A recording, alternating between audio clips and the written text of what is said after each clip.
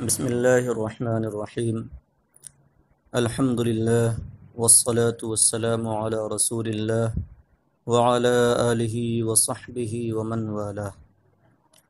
عزیز طلبہ، اس سے پہلے کے سبق میں آپ نے اسم کی تعریف کے ساتھ اس کی 4 علامتیں پڑھیں۔ آج کے سبق میں اسم کی بقیہ علامتیں اور اسم کی وجہ تسمیہ کا بیان ہے۔ 5ویں علامت بیان کر رہے ہیں الاسناد الیہ وہو ان یسند الیہ ما یتم بہ الفائدہ، یعنی لفظ کا مسند الیہ ہونا۔ اس کی تعریف آگے کر رہے ہیں۔ اسناد الیہ کا معنی ہے لفظ کی جانب اس کا مسند ہونا جس سے پورا فائدہ حاصل ہو۔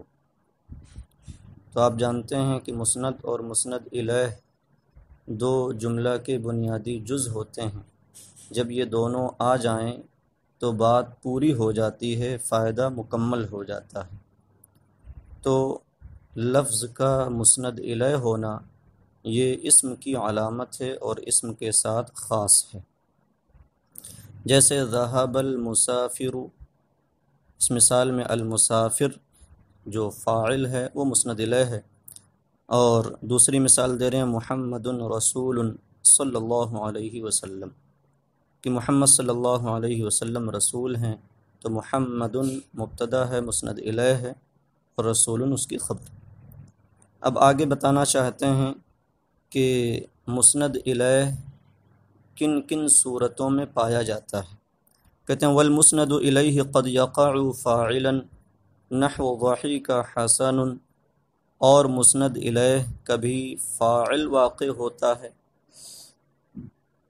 یعنی فاعل کی صورت میں پایا جاتا ہے، جیسے ضحک حسن میں حسن، او نائب فاعل، یا نائب فاعل ہوتا ہے، جیسے سجن اللص، چور قید کیا گیا۔ اس مثال میں اللص نائب فاعل اور مسند الیہ ہے۔ او مبتداً، یا مبتدا واقع ہوتا ہے، جیسے المسافۃ بعیدہ، مسافت لمبی ہے۔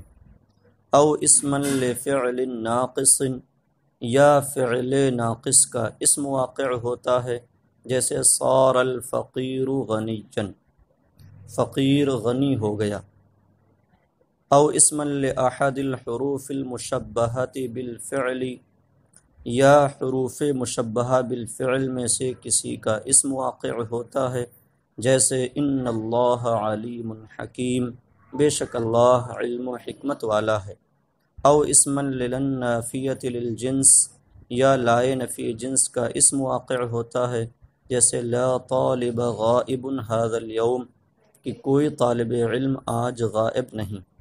او اسما للاحرف التي تعمل عمل لیس، یا ان حروف کا اسم واقع ہوتا ہے جو لیسا کا عمل کرتے ہیں، جیسے ما زہیر کسولا، زہیر سست نہیں۔ اور یہ شعر آگے شعر کا ایک مصرع نقل کر رہے ہیں، وَتَعَزَّ فَلَا شَيْءَ عَلَى الْأَرْضِ بَاقِيَةٌ، تعزّ یہ باب تفاعل سے فعل امر ہے، جس کا معنی ہے تو صبر کر، پس کوئی چیز زمین پر باقی رہنے والی نہیں۔ تو یہاں لا شیئن میں شیئن لا مشابہ بلیسا کا اسم ہے۔ دھیان دیں، اس سے پہلے آپ نے ہدایت النحو میں بھی یہ بات بہت ہی مختصر میں پڑھی کہ جہاں پر اخبار عنہ کا معنی بیان کیا تھا محکوم علیہ ہونا، تو وہاں بیان کیا تھا کہ محکوم علیہ ہونا کس طریقے پر پایا جاتا ہے، لکونہ فاعلا او مفعولا او مبتدا۔ 3 صورتیں بیان کی تھیں، فاعل ہونے کی وجہ سے، یا نائب فاعل ہونے کی وجہ سے، مفعول سے مراد وہاں مفعول ما لم یسمى فاعلہ ہے، یا مبتدا ہونے کی وجہ سے۔ لیکن یہاں بالتفصیل آپ نے کچھ زائد چیزیں بھی پڑھیں۔ مبتدا کے علاوہ آپ نے فعل ناقص کا اسم اور حروف مشبہہ بالفعل کا اسم، یوں ہی لا نفی جنس کا اسم یا حروف مشابہ بلیسا کا اسم۔ تو یاد رکھیں کہ یہ جتنے بھی اسم ہیں یہ حقیقت میں مبتدا ہی ہیں کہ پہلے مبتدا تھے، اور جب فعل ناقص یا حروف مشبہ بالفعل وغیرہ کا دخول ہوا تو یہ اب ان کا اسم کہلانے لگے۔ تو گویا کہ ہدایت النحو میں بھی بات مکمل ہے، ناقص نہیں ہے۔ اب یہ ہے کہ یہ بات اگر آپ ذہن میں بٹھا لیں گے تو آپ کے لیے بڑی آسانی ہوگی کہ مسند الیہ اگر آپ کسی جملے میں پہچاننا چاہتے ہیں کہ اس جملے میں مسند الیہ کون ہے، تو اگر وہ جملہ فعلیہ ہے تو جو فاعل ہوگا یا نائب فاعل وہ مسند الیہ ہوگا، اور اگر جملہ اسمیہ ہے تو جو مبتدا ہو یا فعل ناقص وغیرہ کا اسم ہو وہ مسند الیہ ہوگا۔ آگے ضمناً، اگرچہ یہاں اس کا کوئی مقام نہیں تھا کیونکہ بات تو مسند الیہ کی ہوئی ہے، لیکن ضمناً مسند کن کن صورتوں میں پایا جاتا ہے اسے بھی بیان کر دے رہے ہیں۔ کہتے ہیں والمسند قد يقع فعلا او اسم فعل او خبرا لمبتدا او خبرا لحرف مشبہ بالفعل او خبرا للنافیة للجنس او خبرا للأحرف التي تعمل عمل لیس۔ اور مسند کبھی فعل واقع ہوتا ہے یا اسم فعل واقع ہوتا ہے یا مبتدا کی خبر یا حرف مشبہ بالفعل کی خبر یا لائے نفی جنس کی خبر یا ان حروف کی خبر واقع ہوتا ہے جو لیسا کا عمل کرتے ہیں۔ تو یہ چند صورتیں ہیں جن صورتوں میں مسند پایا جاتا ہے۔ تو جملے کے اندر اس طرح سے اگر ان باتوں کو آپ یاد رکھیں تو مسند الیہ اور مسند کا پہچاننا آپ کے لیے بڑا آسان ہو جائے گا۔ چھٹی علامت بیان کر رہے ہیں قبول تاء التانیث المتحرکۃ اصالۃ، تائے تانیث کو قبول کرنا جو اصلاً متحرک ہوتی ہے۔ تو تائے تانیث اصلاً متحرک ہوتی ہے، جو اصلاً متحرک ہوتی ہے اور پھر وقف میں ساکن ہو جاتی ہے اور تا ہا سے بدل جاتی ہے۔ یہاں اصالتاً متحرک ہونے کا ذکر اس لیے کیا کہ ایک تائے تانیث ساکنہ ہے جو کبھی کبھی عارضی طور پر متحرک بھی ہو جاتی ہے، جیسے کہا جائے ضربت المرأۃ، تو ضربت المرأۃ میں تا متحرک ہو گئی، تو اصالتاً کہہ کر کے اس تا کو نکال دیا کیونکہ وہ اصلاً ساکن ہے، عارضی طور پر اس پر حرکت آئی ہے۔ تو یہاں مراد ہے تائے مدورہ جو وقف میں ہا سے بدل جاتی ہے۔ یہ استا کا آنا اور لفظ کا استا کو قبول کرنا یہ بھی اسم کی علامت ہے، جیسے ساکنہ، عاملہ اور راشدہ۔ السابع کونھا مصغرۃ، ساتویں علامت ہے کلمہ کا مصغر ہونا، جیسے عبید، رجیل اور قریش۔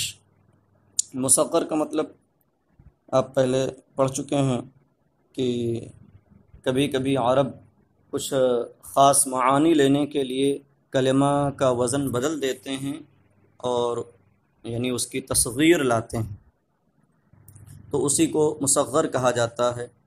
ثلاثی یعنی جو 3 حرفی لفظ ہو تو اس کی تصغیر فعائل کے وزن پر آتی ہے، جیسے عبید عبد کی تصغیر ہے، یوں ہی رجل کی تصغیر رجیل اور قریش یہ قرش کی تصغیر ہے۔ تو تصغیر صرف اسما کی آتی ہے، اسم کی آتی ہے، فعل یا حرف کی تصغیر نہیں آتی، اس لیے کلمہ کا مصغر ہونا یہ اسم کی علامت ہوا۔ 8ویں علامت بیان کریں لحوق یا نسبتی بہا، یا نسبت کا کلمہ کے ساتھ لاحق ہونا۔ یا نسبت کسی کلمہ کے آخر کی وہ یا کہ جس سے صاحب اور والا کا معنی حاصل ہوتا ہے، جیسے مکی یعنی مکہ والا، مدنی مدینے والا، حنفی امام اعظم ابو حنیفہ کے مذہب پر عمل کرنے والا، قادری حضرت سیدنا شیخ عبد القادر جیلانی رضی اللہ تعالی عنہ کی طرف نسبت رکھنے والا، ان کا معتقد، ان کے مشرب پر چلنے والا۔ تو یا نسبت بھی صرف اسم کے ساتھ لاحق ہوتی ہے، فعل یا حرف کے ساتھ نہیں۔ التاسع کونھا منعوتۃ، 9ویں علامت ہے کلمہ کا موصوف ہونا۔ آپ نے نعت کی بحث پڑھی ہوگی توابع میں، تو نعت صفت کو کہتے ہیں اور جو اس کا موصوف ہے اس کو اسی نعت سے منعوت کہتے ہیں۔ تو کلمے کا موصوف ہونا یہ بھی اسم کی علامت ہے، جیسے محب صادق، اور عبد مؤمن۔ العاشر کونها صاحب الحال، کلمے کا ذو الحال ہونا۔ تو ذو الحال بھی ہمیشہ اسم ہوتا ہے، جیسے عاد القائد من الحرب ظافرا، سپہ سالار جنگ سے کامیاب ہو کر لوٹا۔ وخلق الانسان ضعیفا، اور انسان کمزور پیدا کیا گیا ہے۔ تو پہلی مثال میں القائد یہ ذو الحال ہے، اور دوسری مثال میں الانسان ذو الحال ہے، اور دونوں اسم ہیں۔ بات یہ علامات کی مکمل ہو گئی، مشہور 10 علامتیں یہاں پر بیان کی۔ اب آگے وجہ تسمیہ ذکر کر رہے ہیں۔ وجہ تسمیتہ ہوا ماخوذ من السمو بمعنی العلو۔ یہاں پر ایک بات جان لیں، وجہ تسمیہ کا مطلب کیا ہوتا ہے؟ اس کا مطلب یہ ہوتا ہے کہ لفظ کے ذریعے جو اس اصطلاح کا نام رکھا گیا ہے، تو اس لفظ کے اس اصطلاحی معنی میں اور لفظ کے اس کے لغوی معنی میں کیا مناسبت پائی جاتی ہے، اور کس مناسبت کی بنیاد پر اس اصطلاح کو یہ نام دیا گیا۔ مثال کے طور پر آپ اسم کی بحث میں ہیں، تو نحوی اصطلاح کے اعتبار سے اسم وہ کلمہ ہے جو معنی مستقل پر دلالت کرے اور وہ معنی مقترن بالزمان نہ ہو۔ اس معرف کو، اس معنی کو، معنی خاص کو، معنی اصطلاحی کو اسم کہتے ہیں۔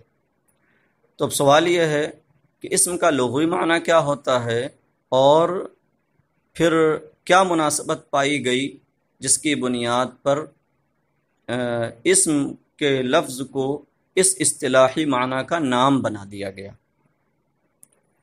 تو وجہ تسمیہ یہاں بیان کر رہے ہیں، اور یہ وجہ تسمیہ آپ ہدایۃ النحو میں بھی پڑھ چکے ہیں۔ اور یہاں پر پہلے آپ یاد رکھیں کہ اسم اس کے شروع میں جو حمزہ ہے وہ حمزہ وصل کا ہے، عارضی ہے۔ یہی وجہ ہے کہ اس سے پہلے کوئی حرف آ جائے تو یہ حمزہ پڑھنے میں ساقط ہو جاتا ہے۔ جیسے آپ بسم اللہ الرحمن الرحیم پڑھتے ہیں تو اسم ہے، بھی اسمی ہے حقیقت میں، لیکن حمزہ گر گیا۔ اقرأ بسم ربک الذی خلق، بسم اللہ الذی لا یضر مع اسمہ شیء فی الارض ولا فی السماء۔ تو جہاں کہیں بھی اسم کا حمزہ کے حمزہ سے پہلے کچھ آ جائے تو یہ حمزہ گر جاتا ہے۔ اب اس کی اصل میں اختلاف ہے نحوی کوفی اور بصری نحویوں کا۔ بصری نحویین کا مذہب یہ ہے کہ اسم اصلاً معتل لام واوی ہے، معتل لام واوی کہ اس کے لام کلمہ کی جگہ واو ہے، اور وہ کہتے ہیں کہ یہ اسم اصل میں سمون یا سمون تھا، اس کے آخر سے واو کو خلاف قیاس حذف کر دیا گیا، اور سین کو ساکن کر کے اس کے عوض واو کے عوض میں شروع میں حمزہ وصل بڑھا دیا گیا، اور اس طرح یہ اسم ہو گیا۔ اور ان کی بات کی تائید اس سے بھی ہوتی ہے کہ اسم کی جمع اسماء آتی ہے، جو اصل میں اسماون تھا، اور واو کو واو واقع ہوا طرف میں الف زائد کے بعد، اس لیے واو کو حمزہ کر دیا گیا تو اسماءن ہو گیا۔ اور آپ نے یہ بھی ایک ضابطہ پڑھا ہوگا کہ تصغیر اور جمع یہ اسم کی اصل کا پتہ دیتی ہیں۔ جیسے ارض کی تصغیر اریضۃ ہے، اس سے پتہ چلا کہ ارض میں تا تھی، تو اسی طریقے سے جمع سے بھی اسم کی اصل کا پتہ چلتا ہے۔ تو اسم کی جمع اسماءن آنا، اسم کی تصغیر سمیون آنا، اسم کے لیے یا نام رکھنے کے لیے فعل جو استعمال ہوتا ہے وہ سما یسمی استعمال ہوتا ہے، جس کی اصل بھی سموا یسمو ہوگی۔ تو ان سب سے پتہ چلتا ہے کہ اسم کی اصل معتل لام واوی ہے، سمون یا سمون۔ اور یہ مادہ سین میم واو کا جو مادہ ہے یہ اپنے اندر بلندی کا معنی رکھتا ہے۔ سما یسمو سمون فعل آتا ہے جس کا معنی بلند ہونا، بلکہ آسمان کو سما کہا گیا۔ اس کی وجہ بھی عرب یہی بیان کرتے ہیں کہ چونکہ آسمان ہمارے اوپر ہے، بلندی رکھنے والا ہے، اس لیے اسے سما کہا جاتا ہے۔ تو حضرت مصنف فرماتے ہیں ہوا مأخوذ من السمو بمعنی العلو، کہ اسم سمو سے ماخوذ ہے جس کا معنی علو ہوتا ہے، بلندی۔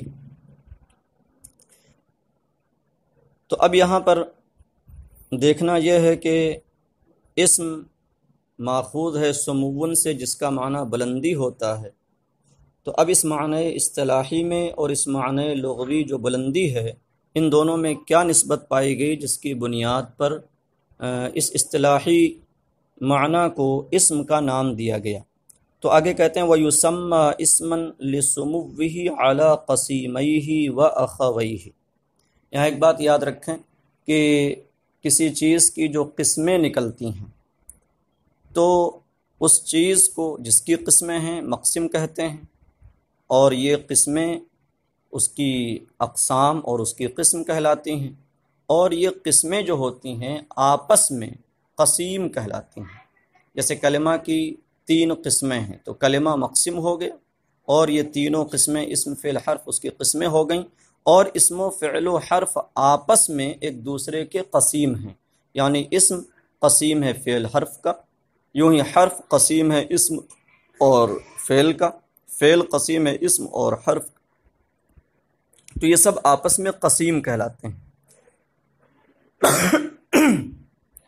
دوسری بات آپ نے یہ پڑھی ہے کہ اسم جو اصطلاحی ہے وہ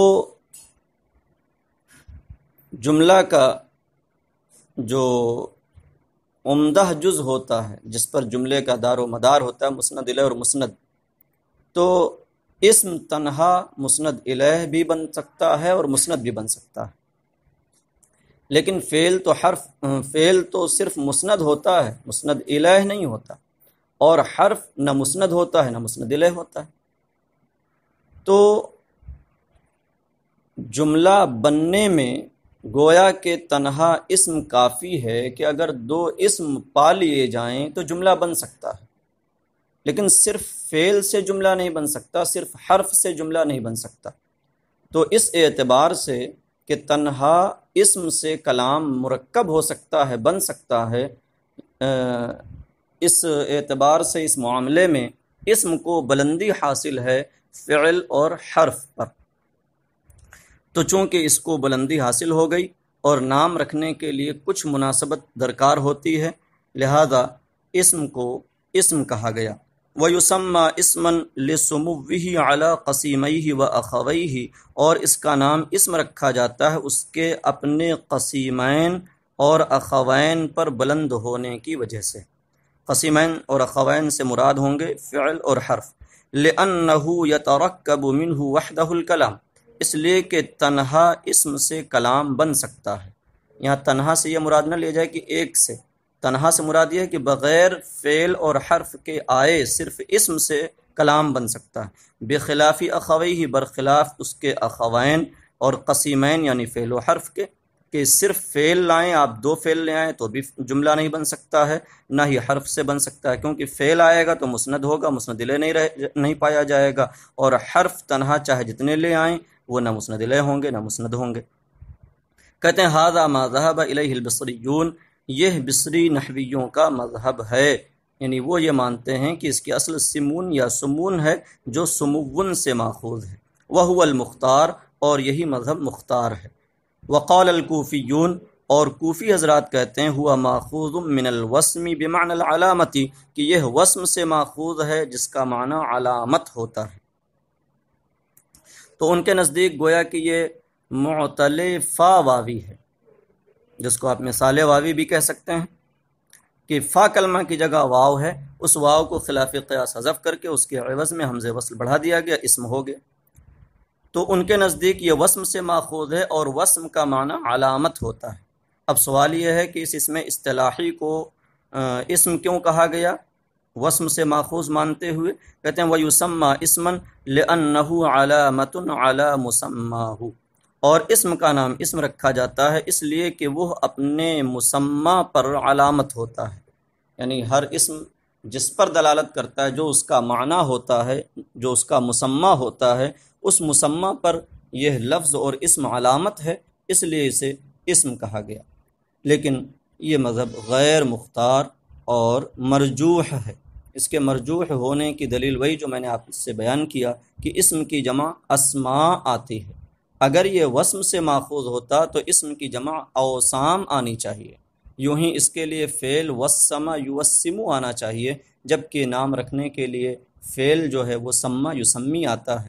تو جمع کا اسماء آنا اور جمع فعل کے لیے سما یسمی آنا، یہ سب اس بات کا قرینہ ہے کہ اسم کی اصل سمون ہے جو سمون سے ماخوذ ہے۔ سأتحدث عن هذا الموضوع بشيء من الإسهاب والتفصيل في نوادر النحو انشاء اللہ تعالی۔ حضرت مصنف فرماتے ہیں کہ میں کتاب لکھ رہا ہوں جس کا نام نوادر النحو ہوگا، تو کہتے ہیں کہ میں اس موضوع کے بارے میں کچھ مزید تفصیل اور تطویل کے ساتھ نوادر النحو میں گفتگو کروں گا انشاء اللہ تعالی۔ تو یہ آج کا آپ کا سبق ہوا۔ یہ علامات اپنی اپنی کاپیوں میں لکھ لیں اور ساتھ میں وجہ تسمیہ بھی قاعدے سے اپنی کاپی میں لکھ کر کے اسے یاد کر ڈالیں۔ اللہ تبارک و تعالی آپ حضرات